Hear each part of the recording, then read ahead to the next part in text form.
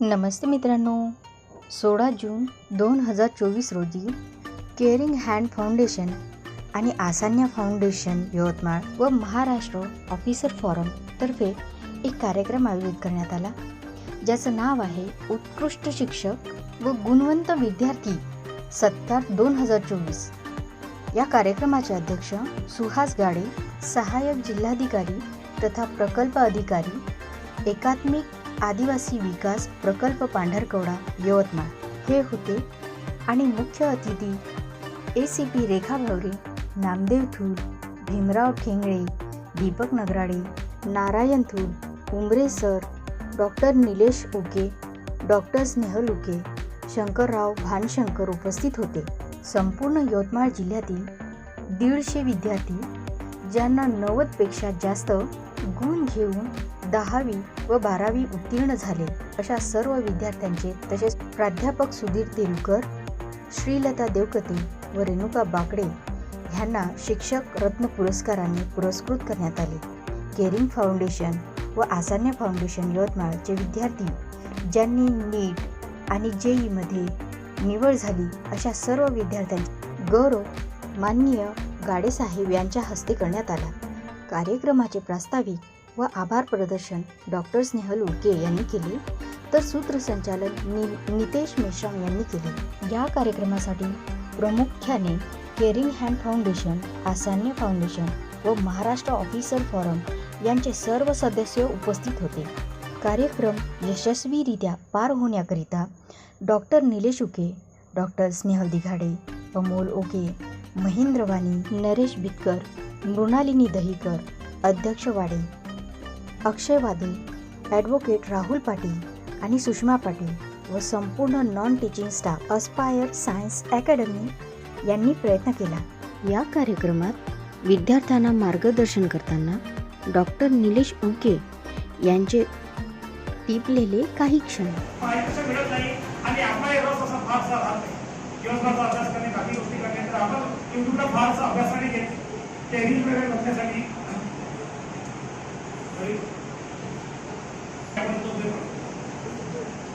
पण ज्या विद्यार्थ्यांना जे सगळे विद्यार्थी चांगलेच आहे त्यांना आपण सातत्य टिकून ठेवायचं आहे आणि आपले जे पाथ त्यांनी निवडलेले आहे त्या पाथवर काम करायचं। महत्त्वाची गोष्ट ही आहे की तुम्हाला आताच आयडेंटिफाय करायचं आहे की मला नीट करायचं आहे, मला JEE करायचं आहे, मला NDA करायचं आहे, मला UPSC करायचं आहे, MPSC करायचं आहे, काय करायचं ते आता निवडावं लागेल। कारण कसं झालेलं आहे की एक्झाम आता ही नॅशनल कॉम्पिटिशन वाढलेली आहे, सगळीकडे अवेअरनेस आहे। बरेचसे विद्यार्थी माझ्याकडे येते म्हणतात की मग तुला सायन्स घ्यायचं, मग सायन्स घ्यायचं, सर काय करणार? जनरल सायन्स म्हणजे फिजिक्स आलं, केमिस्ट्री आलं, बायोलॉजी आलं, मॅथ्स, चारही क्षेत्रात कशाला करायचा? समजा तुमचा नंबर झालाय, नीटसाठी नंबर लागला आणि तो JEE साठी पण लागला, दोन्ही ग्रेजुएशन करणार आहे का? माझ्या वेळेस पर्याय नव्हता। मी जेव्हा 2004ला होतो मला कंपल्सरी असायचं, बाहेरचा पेपर दिला तर मला मॅथ्स पेपर द्यावा। तर माझी कॅटेगरी 7 रँक होती महाराष्ट्राला, जी मला MBBS मध्ये ऍडमिशन मिळाली। त्याप्रमाणे इंजिनिअरिंग मध्ये 243 रँक, मला दोन्हीकडे चांगल्या पाहिजे होते, करून नाही का शकलो ना, दोनदा मी करू नाही शकलो। होऊ शकते मी समजा समजा सीटचं ऑप्शन केलं असतं तर होऊ शकते मला त्याची चांगली वेगळे मिळाली। तर तुम्ही आधीच जर निवडलं की तुम्हाला काय करायचं आहे आणि त्या मार्गाने वाटचाल केली तर आपण तुम्ही बेटर करू शकतो। बऱ्याचदा गाईड्स म्हणतात आलेले गाईड्स, सर ते नाही जमलं ते का करू, ते नाही जमलं तर ते होऊन जाईल। असं कसं होणार आहे? ज्याचा अभ्यास तुम्ही करताय ते होणार नाही आणि ज्याचा आपण अभ्यास करत नाही ते एक्झाम मध्ये तुमचे मार्क होत नाही। कारण तुमच्याचं कसं आहे, ज्याचं निगेटिव्ह सिस्टम असेल ते आपण तुमचे मार्क शकतो। ज्याला एक्झाम मध्ये निगेटिव्ह सिस्टम आहे तुम्ही कसं मारणार? तुम्ही चुकीच्या पासून जर टिकवून आले तुमचं जे आहे तो मार्क कमी होणार, जे येणार एक्झॅक्टली ते पण कमी होणार, ते चुकीची गोष्ट राहिलेली नाही। त्यामुळे तुम्हाला आधीच निवडावं लागेल की तुम्हाला काय, सरांनी सांगितलं बोलता की तुम्हाला निवडावं लागेल की तुमचं स्ट्रॉंग पॉईंट काय। जसं करिअर निवडताना जर म्हणायचं तुम्हाला PCB जर PCM घ्यायचं आहे, त्याची केमिस्ट्री कॉमन आहे, डिसाइडिंग फॅक्टर काय, मॅथ्स आणि बायोलॉजी, मॅथ्स जमते की बायोलॉजी जमते? ज्याचं लॉजिक चांगलं आहे, ज्याची अंडरस्टँडिंग चांगलं आहे, अप्लिकेशन चांगलं आहे, त्या मुलांना JEE सोपं जातं। ज्यांना फायनान्स चांगलं जमतो, जे जास्त अभ्यास करू शकतात, वारंवार रिव्हिजन करू शकतात, त्यांना नॉलेज सोपं जातं। तर आपल्याला निवडावं लागेल तुमची काय स्ट्रॉंग पॉईंट आहे। समजा आपण एक जर गोष्ट कन्सिडर केली, समजा एक प्राणी घेतला आपण जो जमिनीवर जातो, एक पक्षी घेतला आपण जो उडतोय आणि दुसरा प्राणी घेतला जो पाण्यामध्ये पोहतोय, मासा घेतला। तिघांसाठी जर आपण सेम शर्यत लावली, एकच शर्यत लावली कोणती पण, पोहण्याची लावली किंवा धावण्याची लावली किंवा उडण्याची लावली तर तिघांचे प्रत्येक आपले स्पेशलिटीज आहे, त्या स्पेशलिटीमध्ये काम करताय. पोहण्यासाठी जर म्हटलं तर मासा आपला पोहेल, पण एखादा पंची आहे तो होऊ शकणार नाही. उडायचं म्हटलं तर मासाचा प्रश्नच नाही, तो होऊ शकणार नाही, पण पंची चांगला होईल. जमिनीत धावायचं म्हटलं तर गाडी चांगला धावेल. सगळ्याची गोष्ट काय की तुम्हाला आपले स्ट्रॉंग पॉईंट आयडेंटिफाय करावे लागेल की माझे स्ट्रॉंग पॉईंट काय आहे. ही पहिली महत्वाची गोष्ट. दुसरी महत्वाची गोष्ट ही आहे की करिअर निवडताना बऱ्याच काय होते, आपण करिअर निवड घेतो, आई वडील म्हणतात करून घे. बऱ्याच वेळ सांग लावले होतो की आई वडिलांना डॉक्टर व्हायचं असतो, त्यांना इंजिनियर व्हायचं असतो, त्यांना आय एस व्हायचं असतो. ते काही कामाने नाही होऊ शकत. त्यांना असं वाटतं की आमच्या इच्छा मुलाने पूर्ण करा. पण मला असं म्हणायचं की तुम्ही इच्छा लावू नका. कारण कसं आहे की ह्या ज्या परीक्षा ह्या परीक्षा सोप्या झालेल्या नाही आहेत. परीक्षा खूप कठीण झालेल्या आहेत. ते कठीण झाले असल्यामुळे त्या मुलाची जेवढी खरंच आवड आहे का ते मला ती पाहून घ्या. आवड असेल त्याला तरच त्याला गोष्ट करायला लावा. तुम्हाला पाहिजे आहे किंवा त्याला मार्केटमध्ये डिमांड आहे ते आवश्यक नाही. कारण मी बरेचसे माझे मित्र बघितले आहे की ज्यांना 10-15 लाखाचं पेमेंट आहे, पण ते दिवसभरात त्यांना संध्याकाळी फोन केला तर ते म्हणतात काय हा होतो तेच काय माहिती तेच काय करायचं. म्हणजे 15 लाखाचं पॅकेज आहे, सगळं चाललंय. कारण त्याला जे आवडत होतं ते त्याला करायला मिळत नाही. म्हणून त्याचा काय होतं, त्याचं जीव ते उत्पन्न जातो. सगळं व्यवस्थित चाललंय, म्हणजे चांगलं पॅकेज आहे, मोठ्या सिटीमध्ये राहत आहे, सगळं व्यवस्थित आहे. पण तो म्हणतो मला जे करायचं ते मला करता येत. तर म्हणून महत्वाचं आहे आपल्या करिअरमध्ये आताच नाही पुढच्या लाईफसाठी पण महत्वाचं आहे की तुम्हाला काय आवडतं, तुम्हाला जे आवडतं त्या प्रकारे करिअर निवडावं लागेल. मग काही लोक असं म्हणते की तुम्हाला जे आवडतं ते करायचं आहे, तसं मग एक बॅलन्स बनवावं लागेल. कोणी म्हणाले सर मला प्लेअर व्हायचं आहे, चांगली गोष्ट आहे, प्लेअर व्हायचं आहे, पण तुम्हाला एक बॅलन्स बनवावं लागेल की आपलं करिअर बनवू शकते का, आपल्याकडे किती रिसोर्सेस आहेत, आपण कशा प्रकारे समोर जाणार आहोत हे तुम्हाला पर्यंत आयडेंटिफाय करावं. बऱ्याच वेळेस आपण नाही होऊ शकत नाही. आज जर तुम्ही रोनाल्डोचं नाव घेतलं तर रोनाल्डोचं नाव मला वाटतं मॅक्सिमम लोकांना माहिती असेल रोनाल्डो कोण आहे. त्याला सगळ्यात जास्त जगामध्ये लोक फॉलो करतात. आजच्या दिवसाला तो 1200 ते 1300 करोड रुपये वर्षाला कमवतो, त्याची इन्कम पण चांगली आहे. पण सगळेजण रोनाल्डो होऊ शकत नाही. 700 करोडतून एकच रोनाल्डो झालाय, बाकी रोनाल्डो नाही होऊ शकत ना. तर हे आपल्याला आयडेंटिफाय करावं लागेल. एक बॅलन्स जे आहे की आपल्याला आवड असणारी आणि कशामध्ये आपला करिअर चांगलं बनवू शकते, या दोन गोष्टींचा एक बॅलन्स बनवून आपल्याला निवडावं लागेल की आपल्याला समोर काय. तर पहिल्यांदा ते निवडून घ्या. त्यानंतर महत्वाचं हे आहे की जे तुम्ही बुक्स रेफर करता, ते बुक्स रेफर करताना महत्वाचं हे असतं की तुम्ही आयडेंटिफाय करायचे की आयडियल बुक्स कोण आहे. बाकी आधीचे तुम्हाला रेफर केलेले आहे दोघांचा रेफरन्स घ्यायचा. तुमचे जे सिंगर्स असतील किंवा तुमचे जे आधी लोक जे तुमच्या घरामध्ये झालेले असतील, ज्या मोठ्या मोठ्या कोचिंग्स आहेत, दुसरे लोक जे आहेत जे सिस्टम मॅनेजर, त्या सगळ्यांचे एक सार करून डिसाईड करायचं की मला कोणते बुक घ्यायचे. पण एकदा जे बुक्स निवडले ते बुक वारंवार चेंज करू नका. एकदा बुक वाढले त्या बुक दुसरे बुक घेतो, तिसऱ्या गेलो कोचिंगला की त्याचे बुक चांगले वाटतात. काही आवश्यकता नाही. सेम पेपर असतो, नीट असो, जेई असो, तुमच्या एनसीआरटी बेस आहे. एनसीआरटी बेसने सगळं होतं, यूपीएससी पण होतं. माझे स्टेटस ऑफिसर असते यूपीएससी होतं, सरांनी सुद्धा क्रॅक केलेली आहे, डिनाई करू शकतो का. तर मला हे सांगायचं आहे तुम्हाला की एक्झाम जे तुम्हाला क्रॅक करायचे त्यासाठी मिनिमम बुक्स तुम्ही निवडा. जास्त बुक घेऊ नका. जास्त बुक जर घेतले तर आपण टीचर होतो फार पण त्यामध्ये एक्झाम क्रॅक करू शकतो. तर बुक्स व्यवस्थित निवडा. तुमचा शेड्यूल व्यवस्थित असला पाहिजे. तुमची चॉईस ऑफ डाएट पण चांगली असली पाहिजे. बऱ्याच वेळा काय होते, आपण गेलो चिप्स खातो, दुसरं काय खातो, असं खायला नाही पाहिजे असं नाही. तुम्ही खाऊ शकता, पण तुमची चॉईस आहे की तुम्हाला कोको कोला घ्यायचा आहे की तुम्हाला लस्सी घ्यायची, तुम्हाला दूध घ्यायचं आहे की तुम्हाला चिप्स घ्यायचे. तुम्हाला आयडेंटिफाय करायचे की मला माझ्या शरीरासाठी काय चांगलं आहे आणि मी काय घ्यायला पाहिजे. तर ते तुम्ही बॅलन्स आपल्या लाईफ मध्ये बनवायचं की होऊ शकत तसं नाही. तिच्या खायचं नाही, बदलत खाण्यासाठी बनलेलं आहे, खायचं काय नाही, पण त्याचं बॅलन्स असलं पाहिजे. होतच नाही खाऊ शकणार तर त्याच्यावर तुम्ही कंट्रोल असलं पाहिजे आणि आपली डाएट चांगली. ही एक महत्वाची गोष्ट. तिसरी महत्वाची गोष्ट आहे तुमचा शेड्यूल घेऊन घ्या. शेड्यूल घेणं खूप महत्वाचं. शेड्यूल नसलं तर काय होतं की आपण करत राहतो, अभ्यास करत राहतो. हा मेनली आम्ही जाणवते आम्हाला जे लोक ऑनलाईन प्रोग्राम देतात. म्हणजे ऑनलाईन प्रोग्राम मध्ये काय होतंय की त्यांचे प्रोग्रामचे ते स्वतःच मला काय की मी काय शिकतोय, मला काय अभ्यास करायचा आहे, मला किती अभ्यास करायचा आहे, आज मला सुट्टी घ्यायची आहे का, आज मला अभ्यास करायचा आहे का, ते पुन्हा डिसाईड करताय. त्यांच्या मदत केली, आज पाहुणे आले, मी आज अभ्यास नाही करणार, उद्या अभ्यास करणार, मी परवा अभ्यास करणार, असं ते डिसाईड करतात. आणि ते पाहिलं होतं. पाहिल्यानंतर जेव्हा ते बघतात एक्झाम, जेव्हा बोर्डावर एक्झाम येते तेव्हा ते बघतात की आता मी एक्झाम द्यायला पाहिजे की नाही. तर ते म्हणतात की नाही, मला तेव्हा अभ्यास झालेलाच नाहीये, तुमचा अभ्यास बाकी आहे, रिजेक्ट बाकी आहे, पेपर बाकी आहे, फक्त तुम्ही पुढच्या वर्षी एक्झाम द्या. तर हे आम्ही बघतोय वारंवार. तर ऑनलाईन मध्ये एक गोष्टी महत्वाची आहे की तुम्ही शेड्यूल फॉलो करा. स्पेशली ऑनलाईन मध्ये तुम्हाला टेस्टिंग देत नाही, तर टेस्टिंग द्यायचे, ते गोष्ट करायची आहे. ऑनलाईन प्रोग्राम ज्यांनी घेतलेले त्यांनी टेस्टिंग फॉलो करायचं आहे आणि आजचं शेड्यूल आजच खतम करायचं. ज्यांनी ऑनलाईन प्रोग्राम जॉईन केलेले आहे, आजचा प्रोग्राम उद्यावर टाकू नका. तुमच्याकडे रेकॉर्डेड लेक्चर असतील तरी ती उद्यावर टाकू नका. आजचा प्रोग्राम आजच खतम करायचा. आणि दुसरं महत्वाचं आहे, तुमचं जे मोबाईल असेल किंवा लॅपटॉप असेल तर तुमच्या जे स्टडीचे जे रिसोर्सेस आहेत, जे तुमचं असेल, तुम्ही स्टडीतून घेतला असेल, ज्या चॅनलवरून ज्या गोष्टी घेतला असेल, तेवढ्यासाठीच तो जो लॅपटॉप आहे तुमचा लिमिटेड करा. तो त्याच्यामध्ये तुमच्या जे सोशल ॲप असतील ते म्हणजे व्हॉट्सअप असेल, ट्विटर असेल, इंस्टाग्राम असेल, लिंक्डइन असेल, चॅट असेल, कोणतेही ग्रुप असेल त्याच्यावर जॉईन करू नका. कारण काय होतं की आपण अभ्यास करता कंटाळा येतो. अभ्यास गोष्ट कशी आहे की अभ्यास करता करता आपल्या शरीरामध्ये ग्लुकोज कमी होतात आणि त्याच्यामुळे आपल्याला कंटाळा वाटते, कोलारा लागतो, झोप यायला लागते. कारण ग्लुकोज शरीरामध्ये प्रमाण कमी झाले की काय होतं की आपला कंटाळा वाढतो, आपल्याला आळस. तर कंटाळा आला की आपण तुम्ही फ्रेश होण्यासाठी दुसरं काहीतरी करतो, एखादं सॉन्ग करतो किंवा आपण म्हणतो की एबीओ करतो, एबीओ एखादं व्हिडिओ बघतो किंवा एखादं सॉन्ग बघतो किंवा काही रील बघतो. किंवा एक बघता बघता 5 मिनिटं 5 मिनिटाची 15 मिनिटं आणि 15 मिनिटाचा 1 तास कधी होतो हे माहित पडतं. हळूहळू करतो एक और असं करता करता 2-3 तास निघून जातात आणि तो दिवस निघून जातो. मग ते उद्यापासून पुन्हा नव्याने सुरुवात करू. तर माझं म्हणायचं तुम्ही पुढेच राहा. पॉसिबल असेल तर एक डबा करून घ्या ज्यामध्ये तुम्ही इन्कमिंग आउटगोइंग आपल्या आयडियाशी कनेक्टेड राहा. त्याचा फायदा असा होईल की जेव्हा तुम्ही ग्रॅज्युएटला जाल त्या समोर तुम्ही डिसिप्लिन असता. तुम्ही दोन्हीचे एक्झाम्पल घ्या की दोघांचे घ्या. जे मोठे मोठे लोक आहेत ते लोक खूप डिसिप्लिन आहेत. म्हणजे जे लोक अचीव करू शकत नाही त्याच्याकडे पोटेन्शियल नव्हतं असं नाही, पोटेन्शियल नव्हतं पण त्यांनी आपल्या पोटेन्शियलचा राईट उद्देश केला नाही. तुमच्या सगळ्याकडे पोटेन्शियल आहे तर तुम्हाला ते पोटेन्शियल युटिलाइज करायचं आहे आणि चांगल्या मार्केट समोर आहे. ज्या सगळ्या एक्झाम्स असो, नीट आहे, जेई आहे, सीईटी आहे, एमबी आहे, आयसर आहे किंवा सीयूईटी आहे, तर यानंतर बघा इंजिनिअरिंग आर्किटेक्ट एक्झाम आहे. तुम्हाला एक्झाम पहिल्यांदा आयडेंटिफाय करायची आहे. जे एक्झाम द्यायची आहे ती एक्झाम ती आयडेंटिफाय करून त्या पॅटर्न पहिल्यापासून काम करायचं आहे. बायस माइंड मध्ये नाही जायचं की सर मी हे पण करतो ते पण करतो, ते महत्वाचं आहे. त्याच्यानंतर 12वीच्या पर्सेंटेजला महत्व नाही हे लक्षात ठेवा. तर बऱ्याचदा ब्रँडचं काय असते अटास की नाही 12वी पण चांगले पासून भेटले पाहिजे, सांगायला पाहिजे काहीतरी पण सांगा दुसऱ्याला. पण 12वी पासून तुम्हाला स्टार्टिंगला सांगितलं की तुम्हाला 95% 97% जरी भेटले तरी प्रेशरला ऍडमिशन होत नाही. आणि क्वालिफाईंग क्रायटेरिया फक्त 2 एक्झामसाठी आहे. एक आहे एडी एक्झाम आणि दुसरी आहे जेईची एक्झाम. जेई मेन साठी ओपन क्रायटेरियाला 75% मार्क पाहिजे आणि कॅटेगरी साठी तुम्हाला 65% मार्क.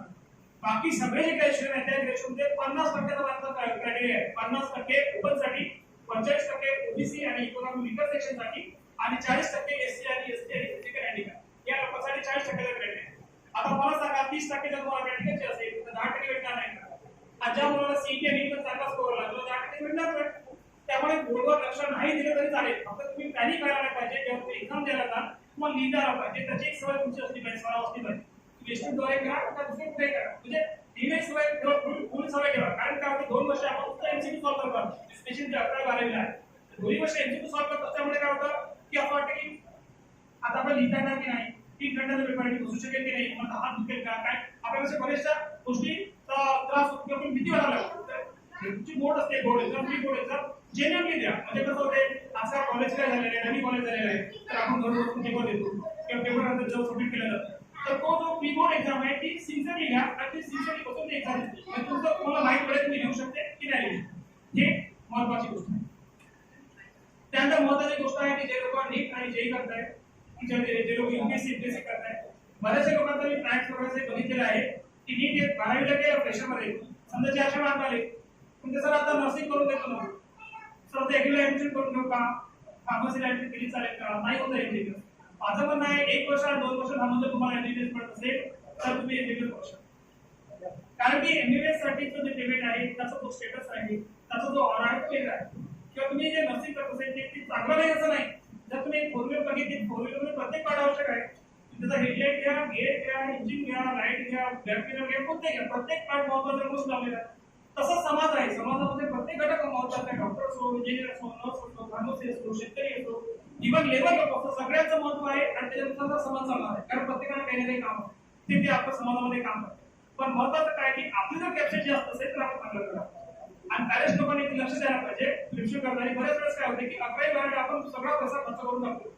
बरेच लोक नांदेडला पाठवतात, तुम्ही पुण्याला पाठवतात, तुम्ही नागपूरला पाठवतो. तर तुम्ही एक विचार करून घ्यायचा की आपली जी निधी आहे ती निधी 12वी नंतर 2 वर्ष पुरली पाहिजे. या प्रकारे तुम्ही प्लॅनिंग करा. बऱ्याच लोकांना होऊ शकते तुमच्या मुलाला गोल्डन मार्क मिळाले, 5-7 मिळाले, मग कसं करणार, 1 वर्ष द्यावं लागेल ना. नाही पॅरेंट्स काय करतात की नाही सर मी घेऊन ऍडमिशन होऊ नका. कारण कसं बीएससी करणार, मग तुम्ही एमएससी करणार, मग तुम्ही एमबी पीएचडी करणार. आणि आता कसं झालंय कॉलेजमध्ये तुम्हाला विदाउट पेमेंट घेत नाही. तोपर्यंत गव्हर्नमेंटचं त्यातले टोटल सुरू होणार नाही की आम्ही म्हणून जास्त तुम्ही त्या एक्झामनुसार घ्या तोपर्यंत पैसे भरणं बंद होणार नाही. आमच्या घराला 50-60 लाख रुपये लागतात. ज्या लोकांना पीएचडी करून सुद्धा त्याचा जॉब घ्यायचा. मी पास आउट करून 10 वर्ष लागणार तोपर्यंत ग्रॅज्युएशन एक करून. तर आपल्याला आयडेंटिफाय करावं लागेल की आपल्याला आपले पहिल्यांदा सांगितल्या प्रकारे स्टॉक पॉईंट कोणते आहेत ते निवडा. तुम्हाला काय जमतं ते निवडा. त्यानंतर फील्ड महत्वाची, छोटी फील्ड महत्वाची आहे ना, ती फील्ड बघा आणि त्यानंतर तुम्ही जे फील्ड निवडली आहे त्या फील्डवर सातत्याने काम करा. आणि जर त्या एका वर्षात तुमची फील्ड तुम्हाला मिळत असेल तर त्याला एखाद्या वर्षातून दिलं तरी फार फरक नाही, फार काही काम होत नाही. दिलं युपीएससी करताना आम्ही वर्षा लोकांनी 2-3-4 वर्ष दिले, पण फार असा काही फरक पडत नाही लाईफमध्ये किंवा भारत फरक पडला आम्ही भारत त्याच्यामुळे मागे राहिलो. तुम्हाला तुम्ही जे नॉलेज यासाठी अभ्यास करताय त्या नॉलेजचा फायदा तुम्हाला इथे ना तिथे कुठे ना कुठे 100% फायदा होणार आहे. तुम्ही 3D मूव्ही बघितली असेल, त्याच्यावर कोणी शक्य आहे की तो त्याला शोधत कंपनी येते आणि त्याला जबाब देते. असं तरी होत नसेल, पण वास्तविकता ही आहे की तुमच्याकडे जर चांगलं पोटेन्शियल असेल तर तुम्ही चांगली रनिंग करू शकता. आपण क्षेत्र कोणते ते एज्युकेशन असो की स्पोर्ट्स असो, स्पोर्ट्स तुम्हाला सांगितलं त्याप्रकारे तुमचं म्युझिकचा असो की सिनेमाचा असो, जो माणूस चांगलं काम करतोय, पूर्ण डेडिकेशन देऊन काम करतो, बाकीपेक्षा बेटर काम करतोय, त्या लोकांना जॉब्स अवेलेबल आहे. बरेच लोक म्हणतात की सर जॉब अवेलेबल नाही. जॉब अवेलेबल का नाही? प्रत्येकाचं काय म्हणणं आहे की मी डिग्री काय करतो आणि मला जॉब भेटला पाहिजे, असं नाही म्हणत. तुमच्यापेक्षा बाकीपेक्षा तुमच्यापेक्षा काय बेटर आहे ते बेटर असल्यावर तुम्हाला जॉब मिळेल. कारण कसं झालं आहे की आता 5 लाख तुमची इंजिनियर दरवर्षी होतात, पोस्ट आहे तुमचे 1.5 लाख. 1.5 लाख लोकांना जॉब भेटणार आहे, 3.5 लाख लोकांना जॉब नाही भेटणार. त्यांना बँकिंग मध्ये जावं लागेल, त्यांना एमपीसी मध्ये जावं लागेल, त्यांना सरळ सेवेला जावं लागेल, त्यांना अधिक कंपनी एक्झामला जावं लागेल किंवा त्यांना स्टार्टअप मध्ये जावं लागेल. त्यांना जॉब मिळणार नाही कारण त्या लोकांना जॉब अवेलेबल नाही. आता सध्याच्या वेळेला एमबीबीएस फील्ड अशी आहे की जेवढे लोक पास आउट झाले त्या सगळ्या लोकांसाठी जॉब आहे, तेवढं असूनही वॅकन्सी नाही. म्हणजे गव्हर्नमेंट जॉब द्यायला तयार आहे आणि डॉक्टर लोक जॉब द्यायला तयार नाही. एकच फील्ड असते. आताही माझ्या आपल्या यवतमाळ जिल्ह्यामध्ये 63 पीएससी आहेत, 63 पैकी आज 36 पीएससी आहेत, त्यात एकच डॉक्टर आहे. माझ्याकडे 2 डॉक्टरची डिमांड म्हणजे गव्हर्नमेंटने मान्यता दिलेली आहे. आणि आता 6 महिने म्हणजे या मागच्या वर्षभरात 2 पोस्टी भरल्या, तरी अजून 36 पीएससी मध्ये एकच. आणि बऱ्याच वेळा लक्षात घ्या, एमबीबीएस आणि बीएमएस लोकांना सेम वाटते, पण एमबीबीएस आणि बीएमएस सेम नाही. दोन्ही डॉक्टर आहे, पण दोघांचे जे समाजामध्ये अर्निंग असो ते समोरचे चान्सेस असो लाईफसाठी ते तेवढे सेम नाही आहे. ते तुम्ही एक बारकावे बघावे. आजच्या प्रोग्रामला मी फारसं डिटेलमध्ये जात नाही कारण तुला अर्थ नाही. आपण माझे युट्यूबला काही सेशन्स आहेत, मी युट्यूबचे सेशन्स बघावे. माझी इच्छा आहे तुम्हाला काही लागलं नाही, तुम्हाला काही वाटतं मला किंवा काही कन्फ्युजन आहे, काही तुम्हाला मस्ती करायची तर मी फ्रीमध्ये सगळ्यांना सल्ला देतो जर तुम्हाला माझा हवा असेल तर. ठीक आहे, त्यामध्ये कोणती प्रकारची फी चार्ज करणार नाही. पण बऱ्याच वेळा असं होते फ्रीमध्ये सल्ला दिल्याने तो करतो ते त्याचं काही किंमत राहत नाही. पैसे देऊन घेतलं का मला वाटते प्रत्येक कोणती गोष्ट असते. तर माझ्याकडे तो फ्रीमध्ये तुम्हाला सल्ला देऊ शकतो, काउन्सिलिंग करू शकतो. आणि आम्ही ते वारंवार करतोय. जसं मॅडमने सांगितलं की आम्ही 500 स्कूलमध्ये जवळपास एक्झाम देते, तर यावर्षी आम्ही पोस्ट प्लॅनिंग करतोय की मॅक्सिमम स्कूलपर्यंत आम्ही फ्री ऑफ कॉस्ट टेस्टिंग कशी राबवावी म्हणजे मुलांमध्ये ते रुजलं पाहिजे. बऱ्याच वेळा काय होतं जे मोठ्या क्लासची कोचिंग आणि जे डिस्ट्रिक्ट क्लासेस आहे तिथे तर सगळ्यांना माहिती आहे की द्यायचं आहे. तर तुम्ही गावाकडे जर गेले आणि गावातून एका क्लासला जर विचारले म्हणजे जे मोठा गाव ज्याचा पॉप्युलेशन 7,000 आहे त्या शाळेमध्ये तुम्ही गेले सायन्स शाळेमध्ये आणि तिथल्या मुलांना जर विचारलं किती लोकांना नीट आणि जेई करायचं आहे तर हार्डली 1 का 10 बरोबर समाजात जातो. मग मॅक्सिमम काही मुलं सीट देतात आणि काही मुलं ते सरांनी बोर्ड करतो. त्यांना हे सुद्धा माहित नाही आहे की समोरचं जर एंट्रन्स एक्झाम दिली नाही तर माझं फर्दर एज्युकेशन होणार नाही, मला कोणत्याच कॉलेजला ऍडमिशन होणार नाही हे माहित नाहीये. की त्यांना माहित व्हावं फ्री ऑफ कॉस्ट आपण त्यांना सीईटी नीटची हे आम्ही प्रत्येक प्रिन्सिपलच्या त्यांनी सांगितलेल्या त्या एका पर्टिक्युलर पर्सनच्या मोबाईलवर ते पाठवतो की तुम्ही ते तिथे घ्या, तुमच्या ग्रुपवर टाका विद्यार्थ्याच्या, नाही की तुम्ही प्रिंट काढून द्या. प्रिंट काढून द्या खूपच छान. सध्या केडीकडे किंवा असल्याकडे तेवढे रिसोर्सेस नाही. ज्या दिवशी रिसोर्सेस होती त्या दिवशी आम्ही हा प्रोग्राम असा केला की डायरेक्टली तुम्हाला प्रिंट करून दिलं कसं मिळेल आणि तुम्ही एक्झाम कशा देऊ शकाल हे आम्ही प्रयत्न करतो. तर सध्याला आम्ही एक पोर्टल बनवला आहे, पोर्टलवर जाऊन तुम्ही ब्रेकफास्ट करू शकता. आयदर अदर वे तुम्ही तुमचे जे टीचर्स आहेत जे स्कूलला जे टीचर असतील त्या टीचरला पण आम्ही सांगितलं आहे की सर तुमच्या मोबाईलवर हे मास्टर किंवा त्याचे क्लास टीचर त्यांच्या मोबाईलवर आलेला आहे त्यांनी प्रिंट काढून द्यायचं आहे त्याच्या विद्यार्थ्यांना. त्याच्यासाठी जे आन्सर की पाहिजे आहे ते पण युट्यूबला आणि वेबसाईटला फ्री ऑफ कॉस्ट ती तुम्हाला लॉन्च झालेली आहे की त्याच्यावर तुम्हाला एक रुपया द्यायचा नाही. जे टेस्ट देणार आहे त्याचे डाऊट्स तुम्ही ते सगळे बघू शकता युट्यूब ते पण केलेलं आहे. आता आपण ते प्रोग्राम जो मागच्या 11 साठी केला तो आता 8 पासून स्टार्ट करतोय कारण मुलांचं आधीपासून सुरुवात झाली पाहिजे. होतं काय की जे मी आता सांगितलं तुम्हाला की मुलं 11वीला सुरू करतात नीटची 2 वर्षात ते चांगला प्रयत्न करतात पण ते बॉन्ड्रीपर्यंत पोहोचतात. काही लोक क्रॅक पण करतात पण बरेचसे लोक कागद बॉन्ड्रीपर्यंत पोहोचतात आणि तिथून पण त्याचा कन्फ्युजन सुरू होते की सर एक्झाम घ्यायला पाहिजे नाही, 1 वर्ष वाढलं त्याचं मुलगी आहे लग्न पण लागते अशा बऱ्याचशा गोष्टी त्यांच्या असतात. त्याच्या अर्थ जेन्युइन पण आहे असं नाही, माझं म्हणणं जेन्युइन नाही, पण माझं म्हणणं स्वतः जर आपण थोडी अर्ली जर केली 18 वर्षापासून तर ते बेटर होईल. त्यासाठी आम्हाला एक अजून एक कन्सेप्ट राबवायचा आहे. त्यासाठी मागे कलेक्टर सरांशी आणि सीओ सरांशी पण आमचं बोलणं झालं होतं आणि ते शेवटी जे शेवटच्या टप्प्यामध्ये असताना सीओ सर बदलून गेले मागच्या वेळेचे घोषण होते मोना घोषण होते सरांनी एक प्रपोजल घेतलं होतं की प्रत्येक शाळेला आपण नीटचे डुप्लेक्स सबमिट करूया. म्हणजे कसं आहे की डायरेक्ट विद्यार्थ्यांना जर म्हटलं खेळामध्ये 5,000 रुपये खर्च करा पुस्तकावर, तर त्याची इच्छा नाही. तो फोन घ्यायला रेडी आहे, पुस्तक घ्यायला रेडी नाही. आणि बऱ्याचशा लोकांना जाणीवच नाहीये, म्हणून स्वतःहून आपल्याला उत्स्फूर्तपणे करावं लागेल. जसं सध्या इंडियामध्ये चाय आपण नॅशनल लेवलवर इथे म्हणू शकतो, सगळेजण पितात. पण 100-200 वर्ष आधी ती चाय कोणी पित नव्हतं. तिथे ब्रिटिश लोक आले, त्यांनी चाय आपल्याला पाच लागले, ते घरी घरी घेऊन गेले.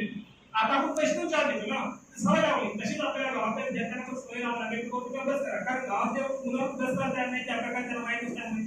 आणि शहरामध्ये आपण बघतो की लोक 1 लाख 2 लाख 3 लाख देऊन पण कोचिंग करतात. तर ते त्यांना पण आपल्याला समजावं लागेल. जास्तीत जास्त लोक जर या अभ्यासामध्ये पोहोचले तर कसं परिस्थिती बदलते. फक्त एकच गोष्ट आपण संपवतो. कसं होतं की आज कसं आहे की म्हणजे डॉक्टर झालेला असेल, तो जर शहरामधला असेल तो खेड्यामध्ये जाऊन काम करते आहे, त्याचं नेमकं काय असते की ड्युटी करतो मी शहरात आहोत, तो तिथे राहू शकत नाही. पण जर तो जर खेळातला असेल, त्याचा गाव तिथे असेल, त्या शेती तिथे असेल, तो तिथे जर गावात राहणार असेल तर तो तिथे काय करेल की मी गावात राहील, कारण माझं गाव जवळ आहे, माझं घर जवळ आहे. तर तिथं असेल तर तो सांगितलं देऊ शकेल. हे डॉक्टरसाठी असो किंवा काही कोणत्यासाठी असो, म्हणजे त्या साईडचे लोक जर जास्त झाले तर ते लोक जास्तीत जास्त काम मला समस्या देऊ शकेल. आता खूप अनइक्वेलिटी आहे. म्हणजे शहरामध्ये एका जगावर खूप पर्सेंटेज झाले. डॉक्टरसाठी सिटी जर घेतली तर तिथे नवीन प्रॅक्टिसला धंतुलीला गेले तर नवीन डॉक्टरच्या हॉस्पिटल प्रॅक्टिसला परमिशन देत नाही. जे नवीन हॉस्पिटल टाकायला धंतुलीला तुम्हाला मिळणार नाही. तुमच्या गावात जे तुमचे महानगरपालिका आहे, महानगरपालिका परीक्षा देणार नाहीत. आपली काही खेड्यावर गेले पण फक्त 12 मिनिटांना नाही गोटाने ते बंदे डॉक्टर आपण म्हणतो ते धुपर असतात, ते लोक भेटतात. कोणतं इंजेक्शन द्यायचं काय पण करायचं देऊन पेशंट खराब करतात. तर मला तुम्हाला हे सांगायचं आहे की त्या क्षेत्रामध्ये जर लोक राहिले खेड्यामध्ये ते लोक चांगले सर्व्हिस देऊ शकेल. आणि एवढं करून मी माझे 2 शब्द संपवतो.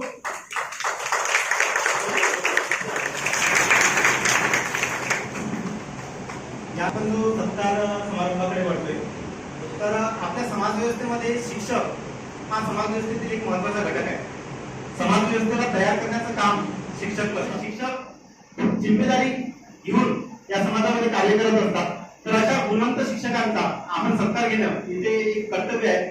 तर या कार्यक्रमामध्ये आपण एक ज्या शिक्षकांनी एक चांगलं कार्य दिलं या समाजव्यवस्थेला त्यांचा सुद्धा सत्कार करत आहोत. तर अशा शिक्षकांपैकी पहिले शिक्षक सत्कार मूर्ती आहेत प्रोफेसर सुधीर बेलुकर सर, प्राचार्य आहेत जाजू ज्युनियर कॉलेजचे. तर माननीय बेलुकर सर यांना मी विनंती करतो की त्यांनी विचार द्यावं.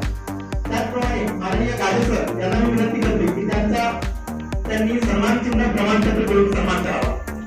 बेलुकर सर, प्राचार्य बेलुकर सर जाजू ज्युनियर कॉलेजचे प्राचार्य आहेत आणि एक चांगलं कार्य अनेक विद्यार्थी घडवण्याचं कार्य सर करत आहेत. सरांसाठी एकदा जोरदार कार्यक्रम करत.